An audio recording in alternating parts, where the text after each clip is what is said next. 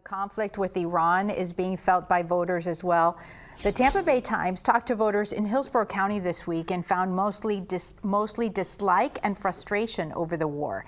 That sentiment is reflected nationally. A new Associated Press NORC poll finds that nearly 6 in 10 Americans believe the U.S. military action has gone too far. 45% say they're worried about affording gas in the months ahead.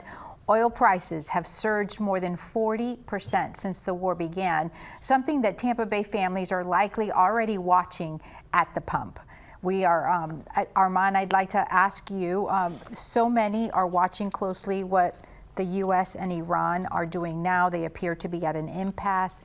Israel says that it's going to increase its targeting of areas in the next 48 hours. Where do you see this from your perspective? Well, first, thank you for having me, Lissette. And second, regarding your question, to be frank, it's a very hard question to answer because as war goes on, imagining the end game of this war is getting harder and much more frustrating. And the reason behind that, you can anticipate the pattern of the war as long as you know the goal for that war.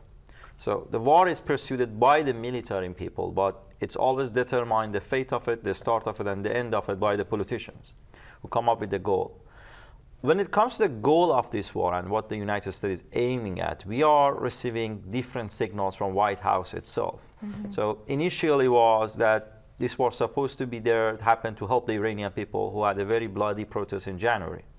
As you know, in January, thousands of the Iranians being killed in the protests, and President Trump... 40,000, yes. Yes, exactly, and President Trump promised a goal. But as we got closer to war itself, the dialogue changed from helping the Iranian people to dismantling Iran's nuclear project. And then at the day of the war, February 28, the war wasn't pursued in a way that the United States attacked the Office of Supreme Leader, the Office of National Security Council, and the Office of President. If you take these three together, you would see that the goal is regime change, because once you move to remove the highest echelon of the leadership, that's basically you're aiming at. And now the recent rhetoric of the White House is that the United States has successfully undergraded the Iranian ballistic missiles and nuclear project, and we are very close to achieve the goals. And we've been hearing this, we are very close to achieve the goals, but it doesn't really go well with the military action, because as we say we are close to achieve the goals, we send more troops. We state that we are going to escalate our air campaign against Iran, and so which makes it maybe not everyone in the page. And let's talk about the neighbors of Iran in the region. Pakistan is now stepping up in the negotiations to play a bigger role. Is Pakistan a credible source for negotiations, for diplomacy? Are they accepted by the people at the negotiation table? It is not the ideal necessary mediator, because there is an issue of trust between the United States and Pakistan during war on terror, and it's still staying from the war on terror, and the fact that Osama bin Laden was living very close by the Pakistan's presidential guard. But given the circumstance of the region, it seems that Pakistan is the best available option. Historically speaking, Omanis and to a lesser extent Qataris were the countries who played the intermediary role. The problem right now is that right after the beginning of the war, Iran began to launch a bombing campaign against every single Arab state of the Persian Gulf. So right now there's an issue of trust and extreme lack of good faith between Iran and these countries.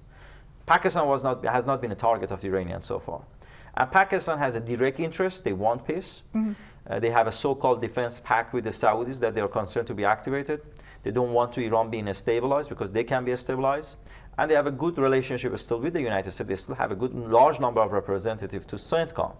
So they have both operational and political willingness and incentive to mediate. So I think it's a good available option. You've mentioned CENTCOM. CENTCOM has played a key role in Operation Epic Fury.